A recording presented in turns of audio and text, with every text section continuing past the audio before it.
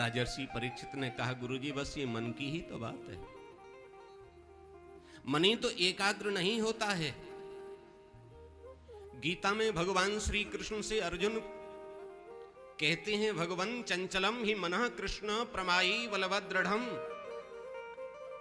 ये मन बड़ा चंचल है, इस मन को एकाग्र करने का साधन क्या है?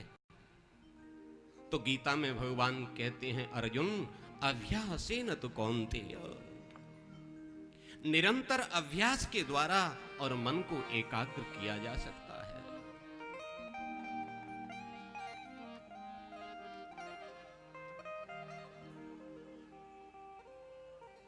यहां 4 उपाय और बताए हैं मन को एकाग्र करने के लिए। कल कोई हमसे पूछ रहे थे, आपने मन को एकाग्र करने के उपाय बताने के लिए कहा था, अभी तक बताए नहीं। हमने कहा कथा तो सुनो, जो हमने कहा था उसे बताएंगे जरूर। तो जो जिज्ञासु थे वो ध्यान दें, 4 उपाय विशेष रूप से भगवान सुखदेव ने मन को एकाग्र करने के बताए हैं कि जितासनो जितश्वासो जितसंगो जितेन्द्रियः स्थूले भगवतो रूपे मनः संधारयेत् धियः। सबसे पहला उपाय बताया है जितासनो, आसन को जीतिए। माने भजन की पहली सीढ़ी है आसन को जीतना। मन को एकाग्र करने का पहला साधन है आसन को जीतना।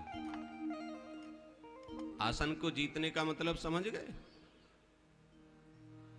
आसन को जीतने का मतलब है बैठने का अभ्यास करना।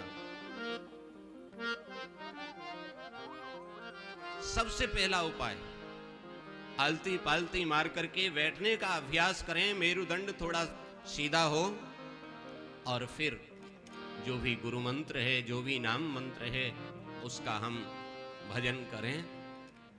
तो बैठने का सबसे पहले अभ्यास करें। हम बैठ कितना पाते हैं ये भी मन की एकाग्रता पर निर्भर करता है।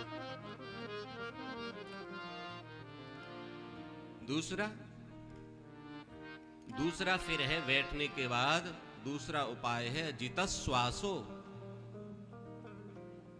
फिर श्वासों को जीतना प्रारंभ करें। सबसे पहले सीधे बैठेंगे आलती पालती माल के, कभी खाली जमीन पर नहीं बैठे। पूजा के लिए आसन अवश्य हो, आसन पर बैठे। बिना आसन के जमीन पर नहीं बैठना चाहिए। शास्त्र का सिद्धांत है, शास्त्र इसका निषेध करता है। और आसनों में भी पूजा के लिए अपने लिए कोई आसन रखते हैं तो उसमें अनेक प्रकार की साधनाओं के लिए अलग अलग आसन बताए गए हैं, किंतु आप सबके लिए उपयोगी आसन जो है वो ऊनी आसन है। ऊनी आसन रखें, रेशम से संबंधित आसन रखें, क्योंकि रेशम के वस्त्र और ऊनी वस्त्रों को शुद्ध माना जाता है। तो आसन अवश्य हो, आसन पर बैठें, मेरुदंड सीधा करें और फिर कहते हैं जितश्वासो, श्वासों को जीतिए। माने कुंभक पूरक रेचक विधि के द्वारा प्राणायाम का अभ्यास करें। श्वासों की जो गति है उसका अभ्यास करें, उसका अनुभव करें। प्रत्येक मंत्र के साथ श्वास को अंदर लें, उस मंत्र को बोल करके उतनी देर श्वास को रोकें, फिर उस मंत्र को बोलते हुए श्वास को छोड़ें। ऐसे धीरे धीरे धीरे धीरे धीरे आप प्राणायाम का अभ्यास करें, श्वासों को जीतने का अभ्यास करें। यदि प्राणायाम की विधि को अपना करके कोई मंत्र जाप किया जाएगा तब भी मन आपका एकाग्र होगा। 2 बातें समझ में आ गई होंगी। तीसरा और एक उपाय बताया। तीसरा उपाय बताया सुखदेव स्वामी कहते हैं, राजन मन को एकाग्र करने का तीसरा साधन है जित संगो, संग को जीतना। आपकी भक्ति इस पर निर्भर करती है कि आपका संग कैसा है। अगर आपकी भक्ति का भाव जागृत हो रहा है और आपका संग यदि ठीक नहीं है, तो भक्ति का अंकुरित बीज वहीं की वहीं दब जाएगा। आपने कहा चलो कथा सुनने चलते हैं, और आपका जो संग है, यार दोस्त है, कमेटी है, सखी है, उन्होंने कहा नहीं तो मूवी को चलते हैं।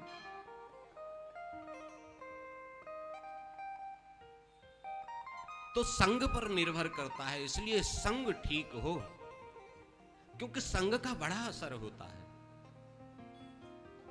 जो हम सुनते हैं उसको क्रिया में लाने में देर लगती है, किंतु जो हम देखते हैं उसे बहुत जल्दी अपना लेते हैं।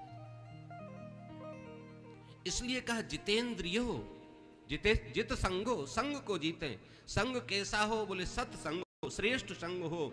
सताम सज्जना नाम संगः सत्संगः कथ्यते। सत्पुरुषों का संग, श्रेष्ठ लोगों का संग, अच्छे लोगों का संग सत्संग कहलाता है।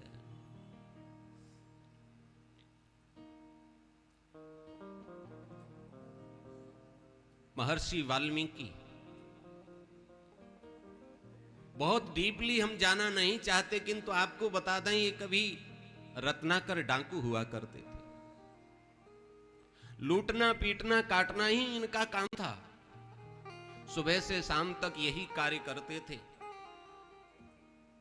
सत्संग का ही परिणाम था कि रत्नाकर डाकू जैसा व्यक्ति सत्संग के प्रभाव से और महर्षि वाल्मीकि हुए।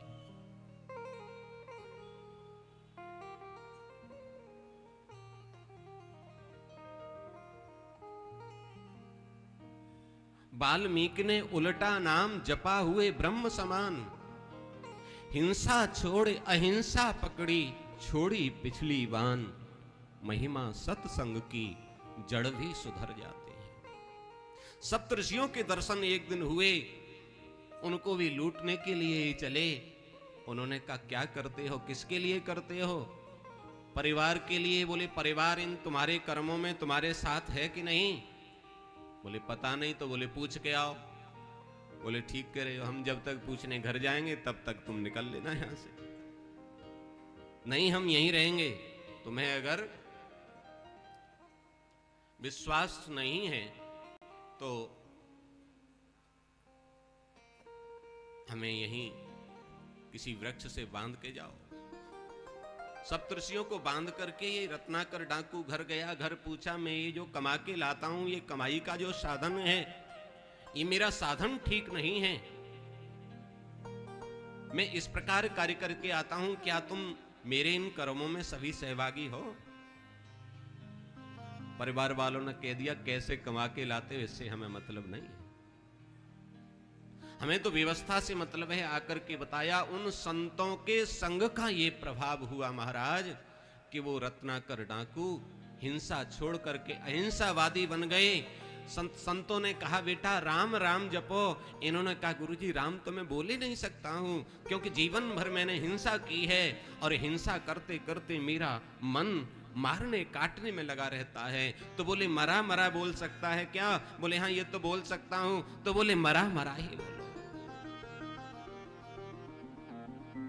संतों के द्वारा दिए गए उपदेश का वाक्य जो मरा था वही उसके लिए मंत्र बन गया और मरा राम राम राम राम राम राम राम राम राम राम राम हो गया। क्योंकि मंत्र महामणि विषय ब्याल के मेटत अंक कुअंक भाल के।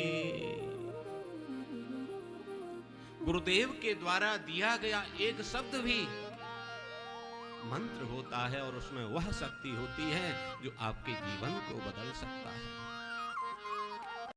इसलिए